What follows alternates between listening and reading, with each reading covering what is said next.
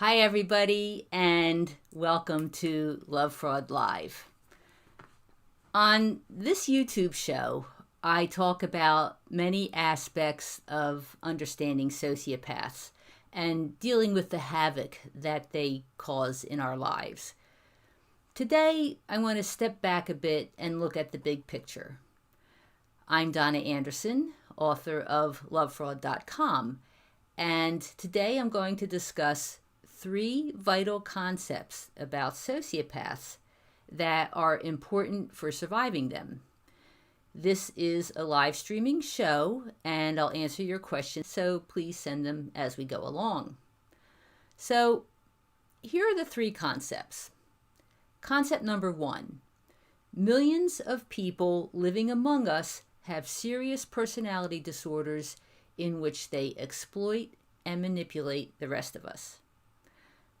We need to know that our world is full of dangerous people, and they don't necessarily look like criminals or drug dealers.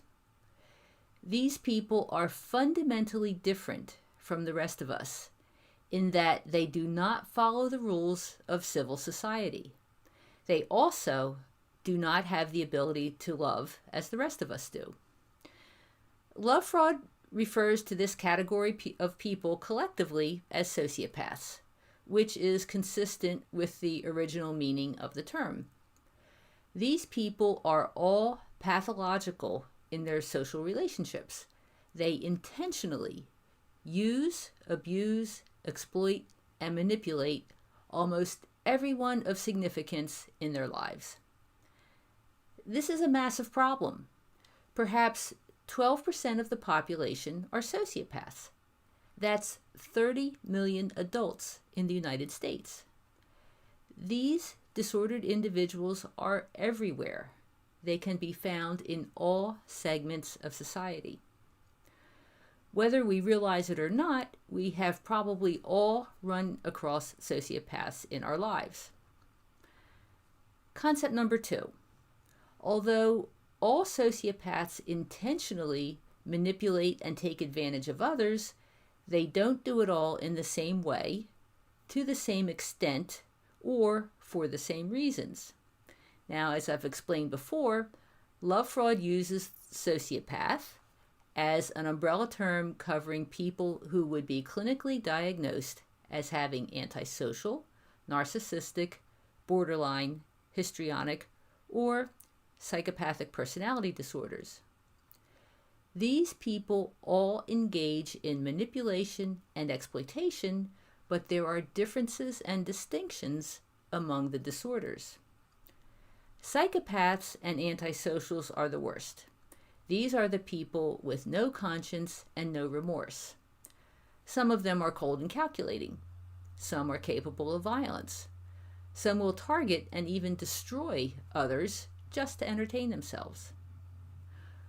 All psychopaths and antisocials are narcissistic, but not all narcissists are psychopathic or antisocial, and part of the difference among these conditions is the degree of malice.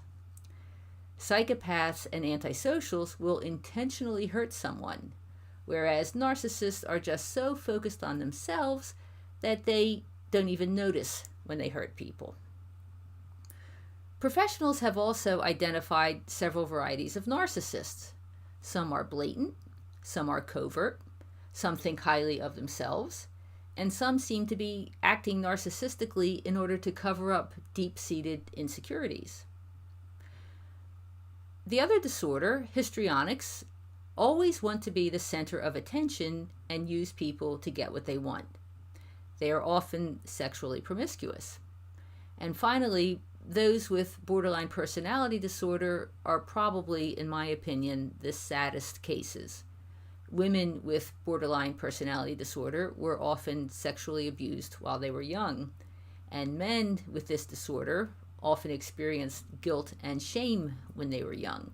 So as a result, they do not have a clear sense of their own identity. Unlike the psychopaths, antisocials, and narcissists, borderlines suffer because of their disorder, but unfortunately, they still engage in manipulative and exploitative behavior with others. Finally, here's concept number 3. Sociopaths figure out our vulnerabilities and use them against us. Now, sociopaths are responsible for their vile actions. Through deception and manipulation, they take advantage of us. But how do they do it? By targeting our vulnerabilities. Now, my intention is certainly not to blame the victim, but the unfortunate truth is that in many cases, we participate in our own victimization. This can happen in many ways. We may be lonely, depressed, or anxious, and the sociopath promises to make us feel better. We may have goals and dreams, and the sociopath promises to make them come true. Or we get so much satisfaction from helping others that we're willing to give and give and give until the point that we end up depleted. So this can happen to anybody. Why? Because we all have vulnerabilities. A vulnerability just means that we want something. The sociopath turns whatever we want into a hook in order to catch us. So, taken together, these 3 concepts are crucial to our survival. If we know that sociopaths exist, that they come in several different varieties, and that they use our vulnerabilities against us, we stand a chance against them. When we feel like we're being manipulated, with this knowledge, we can recognize what is happening and escape before too much damage is done. The true key to survival, however, is action. Yes, we do need to understand the 3 concepts, but if we do not act when we realize that someone in our life is a sociopath, all the knowledge is useless. Action means getting the person out of your life. Action means no contact. Action means disengaging from any activity that the sociopath can ruin. You may need to break off a romantic involvement, no matter how exciting and sexy the partner may seem. If your boss is disordered, you may need to find a new job. If a family member is a sociopath, you may need to cut ties with him or her, no matter how painful it is. You cannot negotiate an agreement with a sociopath and expect it to be honored because that would be the right thing to do. You cannot expect a sociopath to put anyone's interests before his or her self-interest. You cannot trust a sociopath. You cannot believe that he or she is telling the truth. So it's important to understand the reality of sociopaths. And when you encounter them, it's absolutely essential to act. So that's the presentation. I'll take a look and see if we have any questions tonight. See some chatter going on.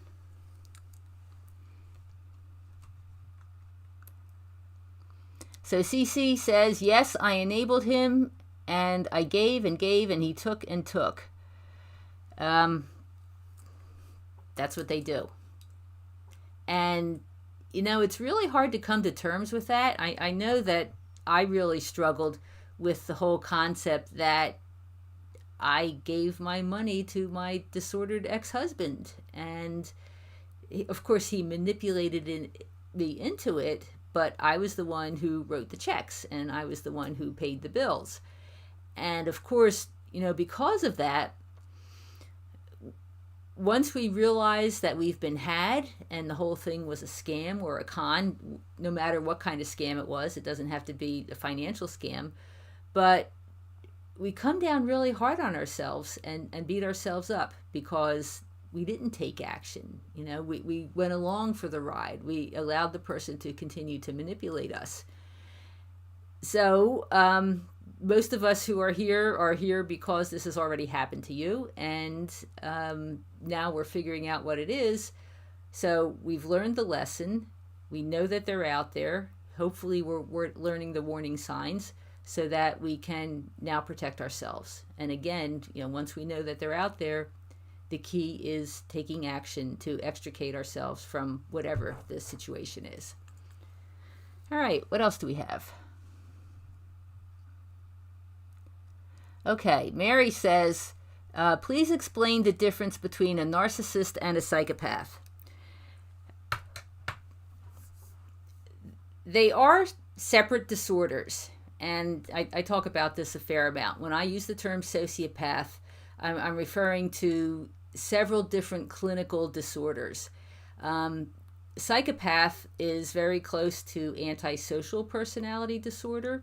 The psychopath, and in many cases, it's like splitting hairs. What the difference is, and the main difference is that the word psychopath is used by research psychologists in universities, whereas antisocial personality disorder is used by clinicians and therapists that you may go to, and actually the distinction is mostly political. It's just who gets credit for naming the disorder is what it amounts to.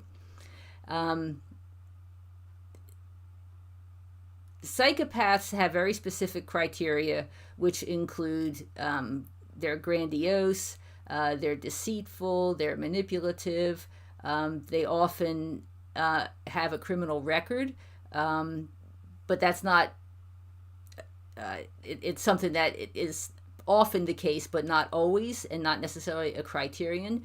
The whole reason the concept of psychopathy was developed, or the checklist, the psychopathy checklist revised, was to figure out whether or not a criminal would recidivate, which means that it was supposed to be a tool to help parole officers decide if they release somebody, whether he would offend again. And that's psychopathy, comes from that direction.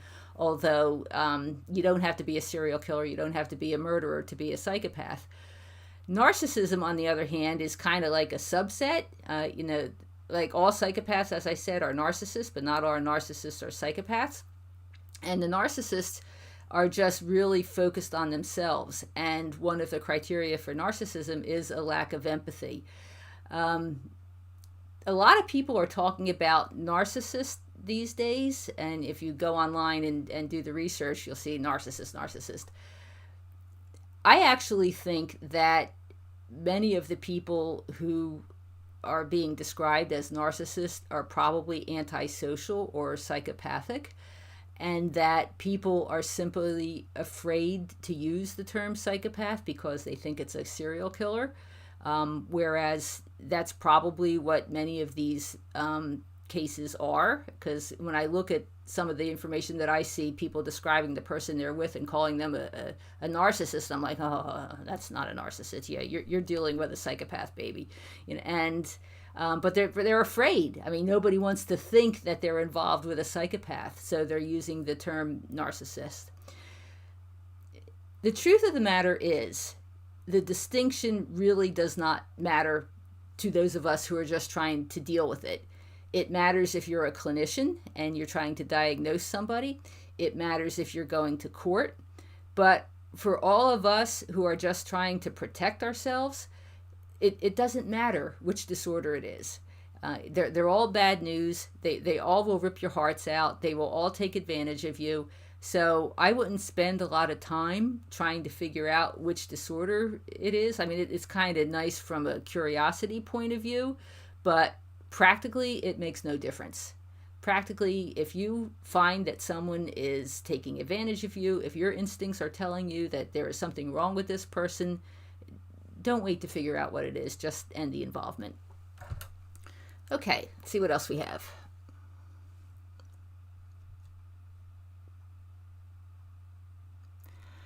Okay, then I also was talking about the borderlines.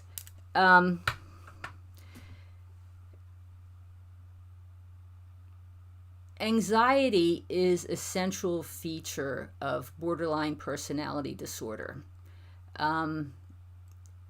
They have unstable personalities, and they're not sure of their identity, and that's one of the things that they tend to do is they tend to latch on to people really quickly. But unfortunately, it makes them exhibit, in many cases, the same type of behavior that a narcissist or an antisocial will. The idea is that the behaviors end up being the same, but the cause of the disorder is different. I said that borderline is based on anxiety. Very few antisocials suffer from anxiety. I mean, it can happen. In fact, all these disorders, there's a lot of overlap, but the antisocials rarely show anxiety. I mean, typically they're pretty proud of themselves. They think themselves to be superior. Antisocials and psychopaths, I mean, they're just, I mean, I've had people who claim to be psychopaths contact me and say that we are the evolution's next stage. A borderline's not going to say that. A borderline desperately wants affection and stability in their life, whereas an antisocial does not. And so consequently, the borderlines have a better shot of knowing that there's something wrong with them. Whereas the antisocials, psychopaths, and narcissists, they don't think there's anything wrong with them at all. Okay, what else do we have?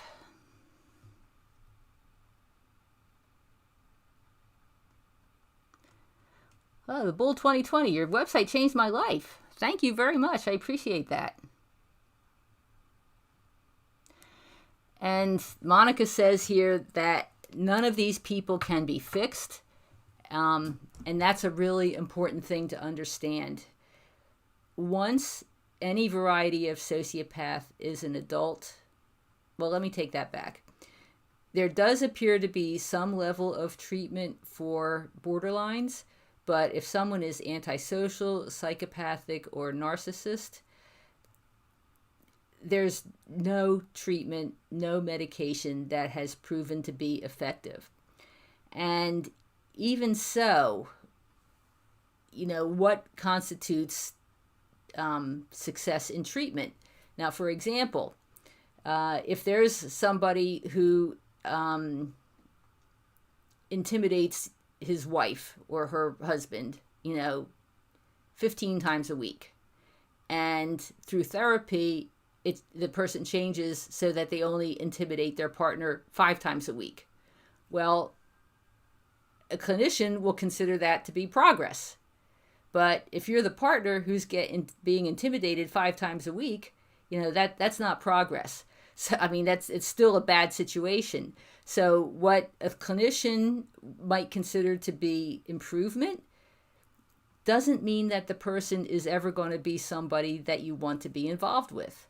And the fact is that these disorders run so deep, and that someone who is antisocial or psychopathic, they're not going to learn how to love. They're not going to learn how to be honorable. They may be able to keep a lid on their criminal behavior, or maybe even, stop assaulting even their family members, but they're still going to want to play little games and mind games and things like that. So, I mean, even with treatment, even when there's progress with treatment, it's still not somebody that you want to be around. And the best thing is still to try and get the person out of your life. Okay. Oh, Ellie says, how do you make peace with the years wasted? Yeah.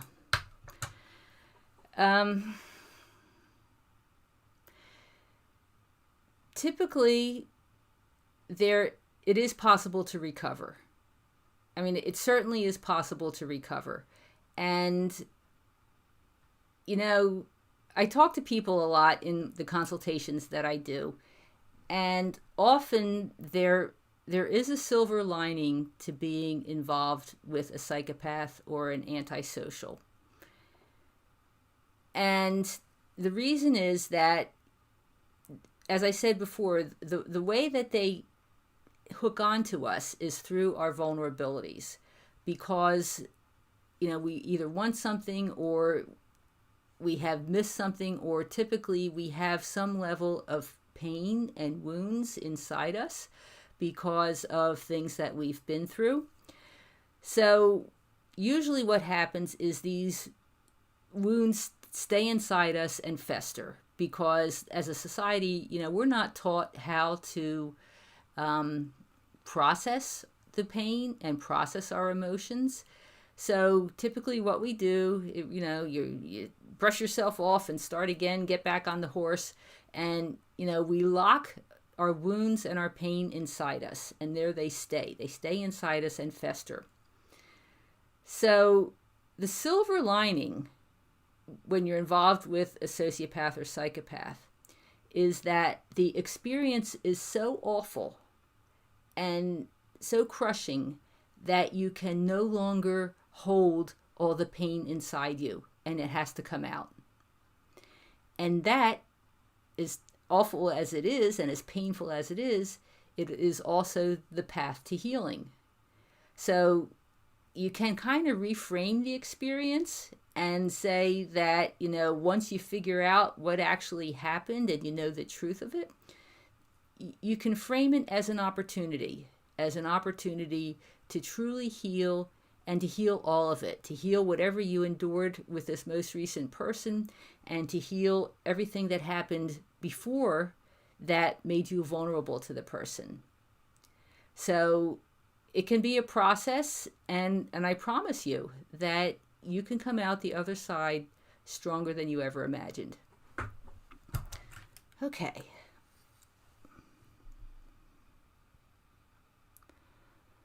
Okay, so Mary says, oh, Ella, you're very welcome. Mary says, what does antisocial, borderline, and psychopathic mean? Well, I kind of explained that earlier. There are several different disorders that are related, and there's a lot of overlap among them. In fact, I do have a previous video that talks all about this. I think it's the one that says, you can diagnose a sociopath yourself, or something like that. I did it quite a few months ago, where I go into what all the symptoms are for these different disorders. But essentially the bottom line is that there are multiple flavors of exploiters and manipulators. And those terms are clinical diagnoses. There's the book called the Diagnostic and Statistical Manual of the American Psychiatric Association, and they define different disorders that, as I said, there's a lot of overlap, but there are some differences. So there are separate criteria for antisocial, narcissistic, histrionic, and borderline personality disorders, and there's also criteria for psychopathy. That information is available on my website. If you want to go to Lovefraud, there's a page where I describe all the different disorders and the specific criteria for each one. But as I said before, for our purposes, it doesn't matter. If someone is exploiting and manipulating, just find a way to get the person out of your life. Okay. Okay, so Mary says, I am listing items on a local social media page. The ex contacted my daughter stating he wants something I'm selling and will pay for it. Is this breaking the no contact rule? Yeah, I would say yes. Typically, a sociopath will use anything like that as an excuse to try and make contact again. So if you desperately want to sell these items, I would arrange it so that, first of all, I wouldn't do it. But if you have to and you don't have another buyer or something, make it so that you do not get in contact with the person yourself.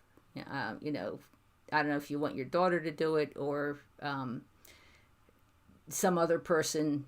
Figure out a way to do the transaction without having to be in contact with him. That's what I would suggest. Okay. Well, that looks like it's about the end of the questions. So I thank you all for joining me tonight, and we'll see you next week for the next issue of Lovefraud Live. Thanks a lot.